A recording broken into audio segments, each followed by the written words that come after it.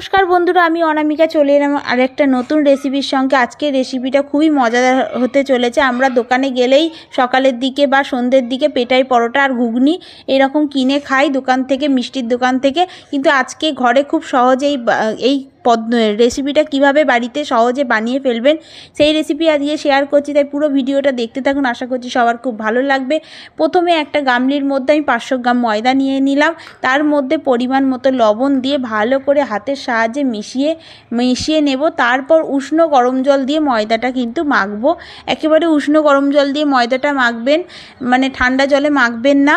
আর এখানে আমি এখন কোনো তেল বা ময়েম বা ঘি কিছুই ব্যবহার করছি না, আমি শুধুই ময়দাটা উষ্ণ গরম জল দিয়েই মাখছি, অল্প লবণ দিয়ে।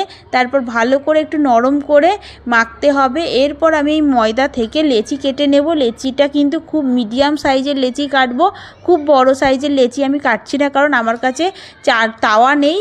যাদের কাছে লোহার তাওয়া আছে তারা আপনারা বড় বড় লেচি কাটতে পারেন। আমি যেহেতু ঘরেই বানাবো, চাটুতে বানাবো, তারা সেই জন্য মিডিয়াম সাইজের লেচি কেটে নিচ্ছি। আমি এই লেচিগুলোকে হাতের সাহায্যে, যেরকম লেচি কাটার পর হাতের সাহায্যে গোল করে রেখে দেব। এরপর আমি একটা পিড়ে নেব, পিড়ে নিয়ে বেলে নেব। দেখুন গোল করা হয়ে গেছে। এরপর একটা পিড়ে নিয়ে নিলাম, পিড়ের মধ্যে একটু তেল দিয়ে দিলাম প্রথমে। তারপর আমি এই লেচি থেকে যেভাবে আমরা রুটি বানাই সেই রকম একটু পাতলা করে বানাবো। পাতলা করে বানাচ্ছি, যতটা একটু পাতলা হয় ততই কিন্তু ভালো হবে। প্রথমে একটু এইভাবে পাতলা করে বানিয়ে তারপরে ওপরে আমি একটু তেল লাগিয়ে দেবো। তেল দিয়ে দিলাম। তেল ব্রাশ করার পর এর মধ্যে আমি একটু ময়দা ছড়িয়ে দিচ্ছি। ময়দা ছড়িয়ে দেওয়ার পর এরপর আমি মধ্যিখান থেকে একটা ছুরির সাহায্যে কেটে নিচ্ছি।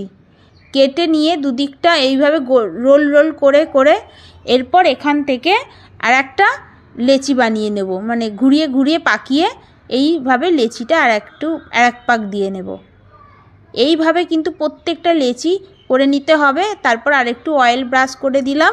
অয়েল দিলে কি হবে, মানে ঘি বা তেল দিতে পারেন, তাতে কি হবে লেচিটা পুরো নরম থাকবে, শক্ত হয়ে যাবে না, নরম থাকবে। আমি পরের দিনও খেয়েছিলাম কিন্তু নরম ছিল। এইভাবেই তেল দিয়ে কিন্তু রাখতে হবে, তবেই কিন্তু নরম হবে। আর মাখাটাকে একটু নরম করে মাখতে হবে।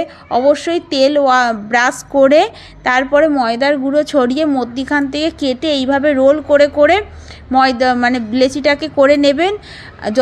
যত এইভাবে না করলে কিন্তু পেটাই পরোটা ভালো হবে না। আবার আমি দেখুন দেখিয়ে দিচ্ছি, এইভাবে রোল রোল করে এরপর মধ্যিখান থেকে ঘুরিয়ে নিয়ে আর লেচি করে নেব। ফুলের মতো লেচি হয়ে গেলে এরপর সব কটা এইভাবে করে কিন্তু আমি রেখে দেব। সব কটা এইভাবে করে অয়েল ব্রাশ করে রেখে দিলাম। দেখুন সব কটা হয়ে গেছে। এরপর আমি আর একবার পিড়েতে তেল দিয়ে বেলবো। এরপর এই বেলাটা কিন্তু ফাইনাল বেলা হবে। এই বেলাটা কিন্তু যত সম্ভব বড় পাতলা করতে হবে। আর একটু যতটা পিড়ে আপনার ধরুন এইরকম সাইজের পিড়ে না থাকলে আর একটু বড় সাইজের পিড়ে থাকবে, সেই রকম বড় সাইজের পিড়ে করবেন। কিন্তু চাটু যদি বড় হয় চাটুর মাপ অনুযায়ী কিন্তু অবশ্যই করবেন। চাটু যদি ছোট চাটু হয় তাহলে বেশি বড় করবেন না, লেচিটা মিডিয়াম সাইজ করবেন।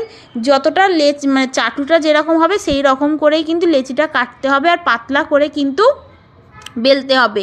অবশ্যই পেটাই পরোটা পাতলা করে বেলবেন, মোটা করে বেললে হবে না। অল্প তেল ছড়িয়ে আমি কিন্তু চাটুতে ভেজে নিচ্ছি। প্রথম সেঁকে নিয়ে তারপরে কিন্তু অল্প তেল দিয়ে ভাজবো। একেবারে শুকনো শুকনো হবে, বেশি তেল চ্যাটচ্যাটে হবে না, খুব ভালো খেতে হয় বন্ধুরা।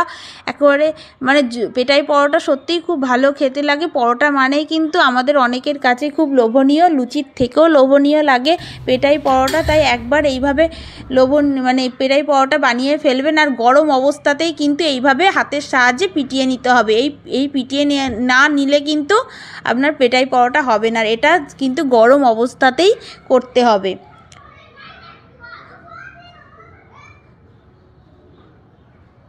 এইভাবে আমার পেটাই পরোটা দেখুন কত সুন্দর হয়েছে, কত নরম হয়েছে, তবেই কিন্তু দেখতে কত ভালো লাগছে। পুরো দোকানের মতোই লাগছে তো। তবে অবশ্যই কমেন্ট করে একটু জানাবেন, তাহলে আমার খুব ভালো লাগবে, কেমন হয়েছে বুঝতে পারবো। আর এইভাবে পেটাই পরোটা বানিয়ে এবার আমি তরকারিটা বানাবো। গরম সর্ষের তেলের মধ্যে জিরে আর গোটা জিরে আর তেজপাতা ফোড়ন দিয়ে ভালো করে ভাজার পর কি দিলাম, এখানে হলুদ গুঁড়ো দিলাম, লঙ্কার গুঁড়ো দিলাম আর কাশ্মীরি লঙ্কার গুঁড়ো দেবো। ঘুগনি করব, ঘুগনির আলু আর কড়াইটাকে আমি আগে থেকেই সিদ্ধ করে রেখেছি। এরপর এই সিদ্ধ সমেত পুরোটাই ঢেলে দিলাম। ঢেলে দেওয়ার পর এর মধ্যে ভালো করে নাড়াচাড়া করার পর 3টে কাঁচা লঙ্কা দিয়ে দেবো চিড়ে, মানে আর ভাজা জিরের গুঁড়ো দেব, আর কিছুই দেব না। এই ঘুগনিটা কিন্তু খেতে দারুণ হয়। পেটাই পরোটার সঙ্গেই কিন্তু এই ঘুগনিটা পুরো চলে। আর এরকম ঝোল ঝোল ঘুগনি আর পেটাই পরোটা কিন্তু খেতে দারুণ লাগে। একবার বানিয়ে দেখবেন, আশা করছি সবার খুব ভালো লাগবে। আর যে কোনো পুজো পার্বণে আর যে কোনো দিন বানানো যেতেই পারে, তাই একবার বানিয়ে ফেলুন। আর বানিয়ে আমাকে অবশ্যই একবার কমেন্ট করবেন কেমন লাগলো বন্ধুরা, অবশ্যই একটু জানাবেন। আর বাড়িতে অবশ্যই করে বানিয়ে খাবেন। খুব ভালো লাগছে না দেখতে, মনে হচ্ছে না দোকান থেকে কিনে আনা হয়েছে। তাহলে বন্ধুরা ধন্যবাদ, অনেক ধন্যবাদ ভিডিওটা দেখার জন্য। আবার পরে